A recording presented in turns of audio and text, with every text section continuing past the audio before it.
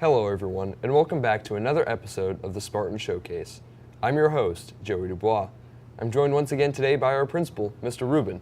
Mr. Rubin, thank you for joining me. Thanks, Joe. Thanks for having me. Yeah, it's the last time today, Mr. Rubin, so let's make it a good one. We'll make it a good one. That's all on you. So spring sports are underway. How have our team's been doing? It's been a good start. I'm I think it was a late start with all the shenanigans from Mother Nature in March. I think it was about 3 weeks of the season before I think tennis was able to get onto the courts. But tennis has been really hot. I know softball has been playing well. Baseball's had a couple of tough losses, but has played well. And it was great to see some of the results starting to pour in for track as well. We had a school record broken in the long jump.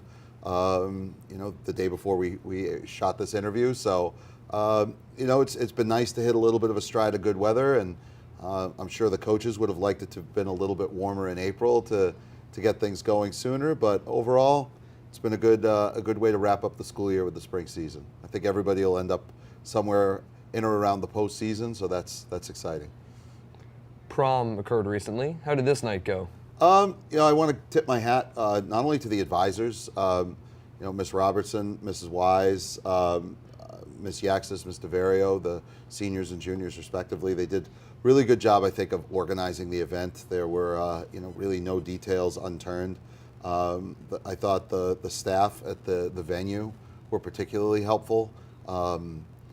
Anytime you go to someplace new, it was a new place for me. You wonder, what the details are going to be like for food and arrival and everything. It was really well done.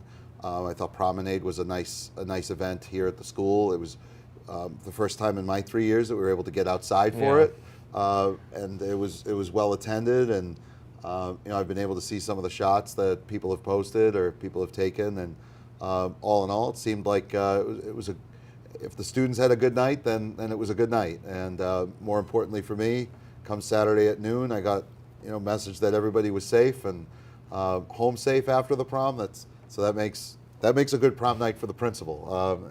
Everything else is sort of in the details, but overall, really well organized, and particularly, I thought everybody was, well behaved. It was fun, and nice when you have alumni DJing too. That was kind of fun to see as well. Yeah.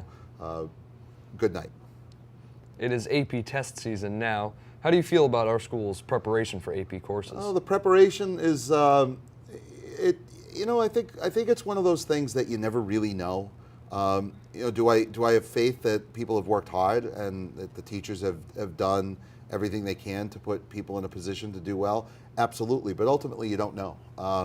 There are years where people walk into AP tests, feel really comfortable and really confident that they're going to do well, and the scores aren't there. And then there are other days where people come back and they get a 3 or 4 or 5, and you never would have expected that to happen. So, as we become a culture that becomes so fixated on scores and events and how people perform on a number on a certain day, I prefer to think of it more holistically and think about the experience. And did students get something out of the class? Did they learn how to persevere through challenges? Do they feel more prepared for college level work when they get to college than they might have before? And were their hands held? I hope not that much, because you're going to go off to college. Everyone in the class of 2018 that goes off to college, each one of you is going to experience a professor who kind of leaves you to be far more independent than Uxbridge High School ever has. So, in that regard, do I think that the APs are prepared and students will do well? I sure hope so. But beyond the score, I would really like to think that everyone will walk away from the experience of taking a challenging course feeling validated in some way. National Honor Society recently inducted a new crop of members. What are your thoughts on this organization? As I said that night, it's a personal event for me because it's kind of like I'm not just the chapter. I'm not just a member of the hair club. I'm also the president. You remember? I don't know if you're too young to remember those commercials.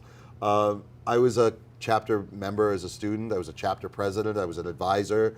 I was a faculty council member, and now I'm on the state committee. So NHS is one of those things that I've always felt like has an important place. And as my message to the students was that night, these are students on whom we thrust a great deal of responsibility. Character service scholarship and leadership are things that we all hold dear, and we expect these students to model it. And it's not just modeling it when we expect them to, it's almost what we expect them not to. When the times get tough or when they're faced with moral dilemmas and challenges, that's when a National Honor Society member really needs to be at their strongest, to their core and to the core of the values of the organization.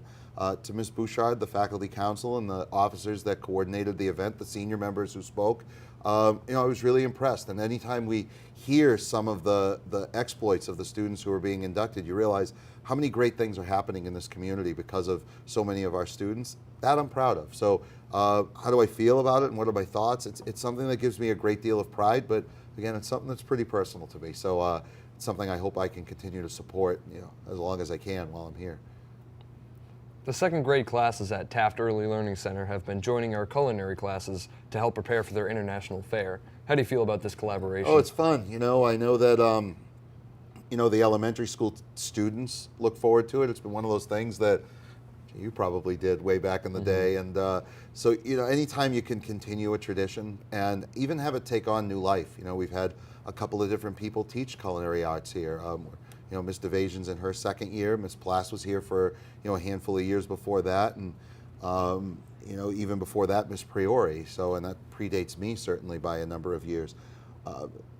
I think it's great for, when you're a little kid, when you're in second grade, I have a second grader myself. You look to the big kids as the ones you idolize, and it's something that I'm sure you remember. Going to the old high school, Absolutely. And they'll remember that, and they'll remember the day that they got to come up here and draw and work with some of the older kids. And for me, what was really nice about it was we have some. So you mentioned National Honor Society, you mentioned AP testing. This is a real great opportunity for some of our students to really shine. And over the last couple of years, I've seen some students that we don't necessarily think of in the most academic of ways, and they are just so impressive with the little kids. And it really makes me proud of them and for them, of the work they're doing with the little kids. And those little kids will remember that kid, 10 years from now when, International Fair Day is nothing but a memory. And so that's something that always brings a smile to my face, is watching how the interactions happen between people you might not think. Well, Mr. Rubin, you've got about a month left before all the kids are out of here, but this is it for me, so I got to ask you, what are your plans for the summer?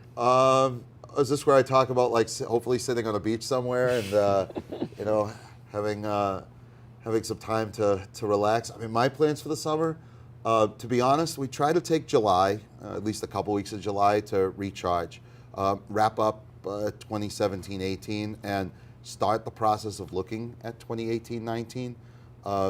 That will happen. We'll turn the page, not as quickly as sometimes we would hope, but we'll spend some time in July and August getting ready and thinking a little bit philosophically about things we want to do in the building.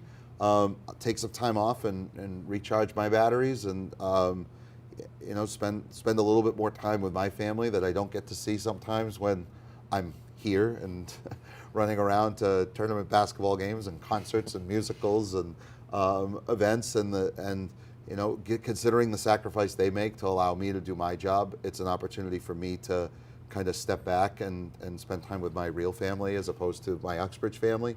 But then we'll turn the corner pretty quickly, and we hit the ground running pretty fast. My start to 2018-19 usually comes around the last week of July, first week of August.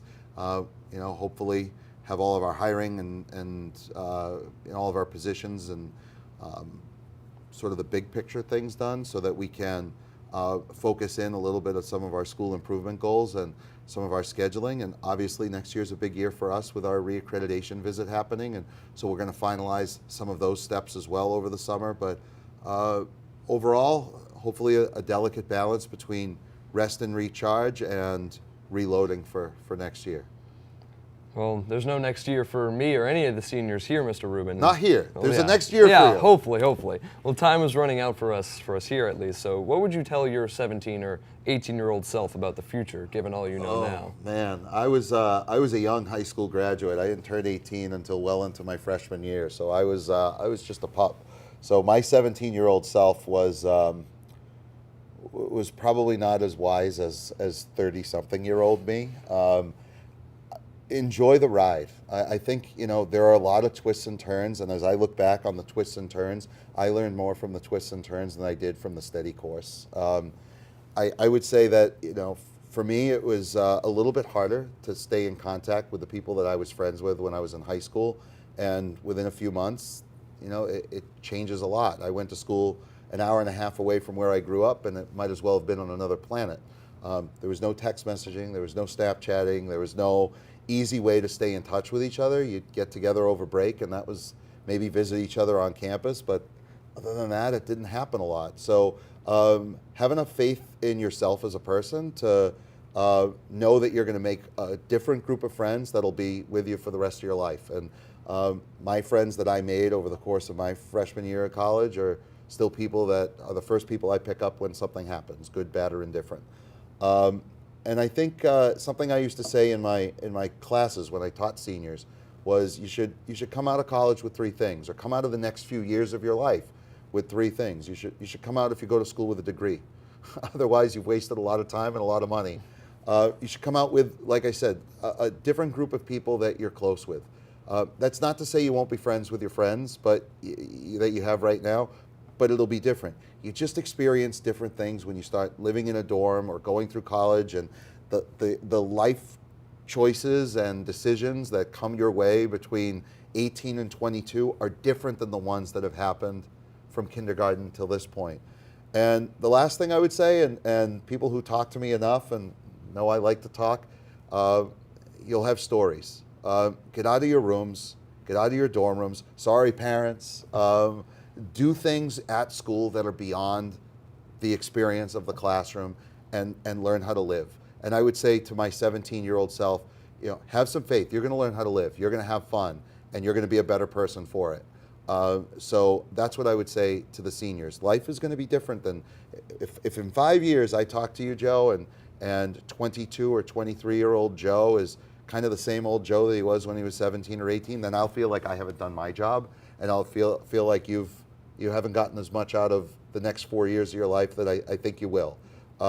But be prepared for the bumps, because they're going to come, and enjoy them, because they're going to turn you into the adult that you will be. And I will also would have told 17-year-old self, who used to do what you're doing right now, that there is a future in it, and you would never imagine that you're going to be a high school principal. So Joe, keep doors open. You never know. Not that I expect you to go off and be a high school principal, but as a 17-year-old who once did what you're doing, I can't tell you how much I appreciate it. It's been fun. So thank you. It's been a blast, Mr. Rubin, and that's it for this one, and that's it for the year. So thank you so much for joining me. I want to say thank you. Everybody out there, he's a class act. Thank you, Joe. Thank you, Mr. Rubin.